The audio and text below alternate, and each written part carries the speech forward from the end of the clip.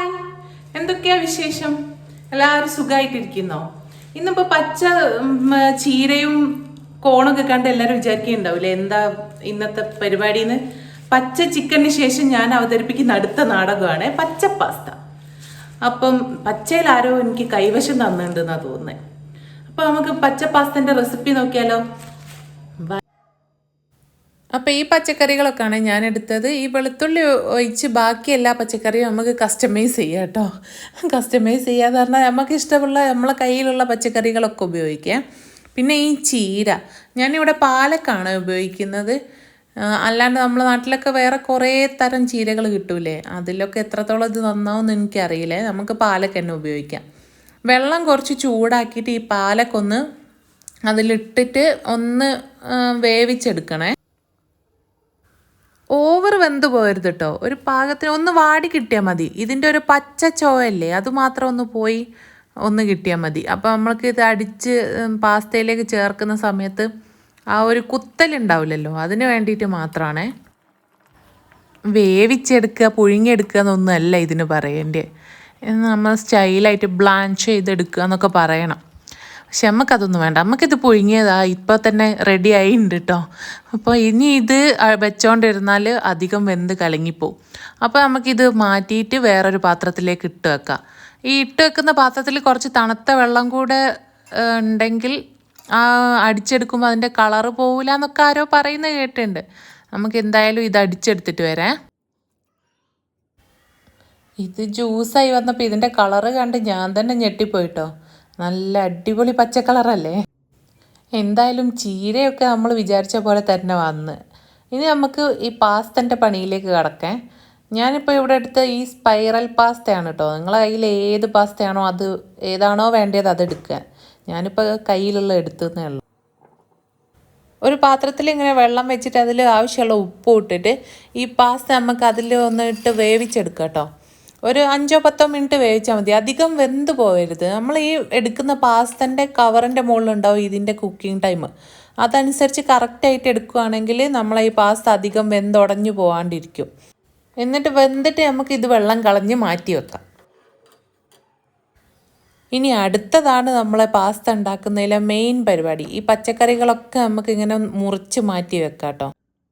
ഈ കത്തി വെക്കുമ്പം നുറുങ്ങി കിട്ടുന്ന വിദ്യ ഞാൻ ഇതിലും ഒന്ന് പരീക്ഷിച്ച് നോക്കിയാണ്. പക്ഷെ അതും സെറ്റായില്ല.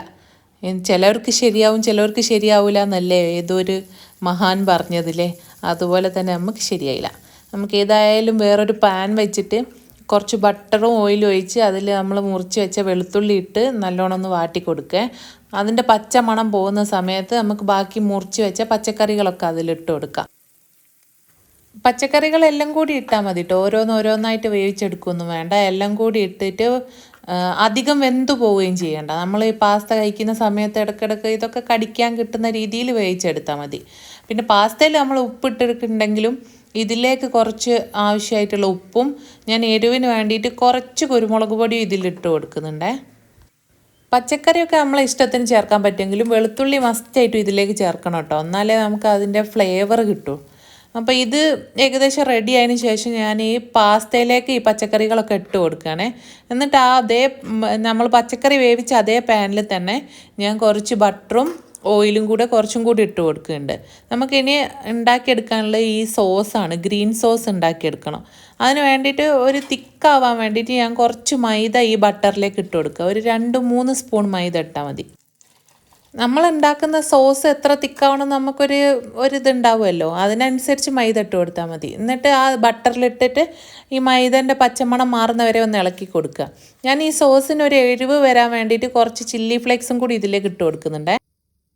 അത് രണ്ടും കൂടി ബട്ടറിൽ ഒന്ന് സോട്ട് ചെയ്തതിന് ശേഷം ഞാൻ ഈ ഗ്രീൻ സോസ് നമ്മൾ അടിച്ച് വെച്ച ചീര സോസ് ഇതിലേക്ക് ഒഴിച്ച് കൊടുക്കുന്നുണ്ട്. എന്നിട്ട് അടിയിലുള്ള ഈ മൈദ നമുക്ക് നല്ലപോലെ ഇതിൽ മിക്സ് ചെയ്തെടുക്കണേ. ഇതുവരെ കാര്യങ്ങളൊക്കെ നല്ല ഹെൽത്തി ആയിട്ടാണല്ലേ പോയത്.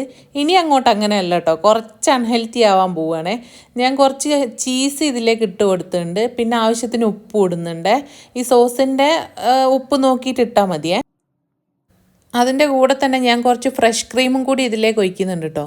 ഈ ഫ്രഷ് ക്രീം ഇടാൻ ഈ കയ്യിലില്ലാത്തവരോ അല്ലെങ്കിൽ താല്പര്യമില്ലാത്തവരാണെങ്കിൽ നമ്മൾ ഈ പച്ച ചീരൻ്റെ സോസ് ഇതിലേക്ക് ഒഴിച്ചില്ലേ, അപ്പം വെള്ളം ഒഴിക്കുന്നതിന് പകരം കുറച്ച് പാലൊഴിച്ചാൽ മതി. ഇപ്പം നമ്മളെ സോസ് നല്ല തിക്കായിട്ട് വന്നിട്ടുണ്ട്. ഇനി ഇതിലേക്ക് നമ്മൾ നേരത്തെ റെഡിയാക്കി വെച്ച പച്ചക്കറിയും പാസ്തയും എല്ലാം കൂടി ഇതിലേക്ക് ഇട്ട് കൊടുക്കാം.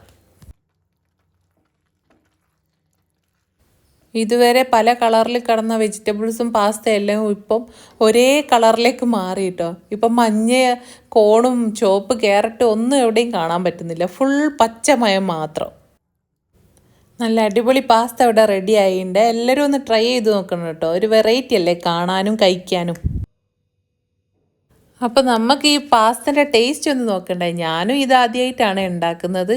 ഇതുവരെ ഈ പച്ച പാസ്ത ഞാൻ ഇതുവരെ ഉണ്ടാക്കി വെക്കില്ല. വൈറ്റ് സോസ് പാസ്ത ഞാൻ കുറേ തവണ ഉണ്ടാക്കിയിട്ടുണ്ട്. ഇത് ഞാൻ വിചാരിച്ച പോലെ ഒന്നും അല്ലായിരുന്നു കേട്ടോ. ഞാൻ വിചാരിച്ച ഈ പാലൊക്കെ അല്ലേ, അതിനൊക്കെ എന്ത് ടേസ്റ്റ് ഉണ്ടാവാനാന്ന് വിചാരിച്ചുണ്ടാക്കിയതായിരുന്നു. പക്ഷെ അടിപൊളിയാണ് കേട്ടോ. എല്ലാവരും ഒന്ന് ട്രൈ ചെയ്ത് നോക്കേ. അപ്പോൾ ഓക്കെ, ബായ്.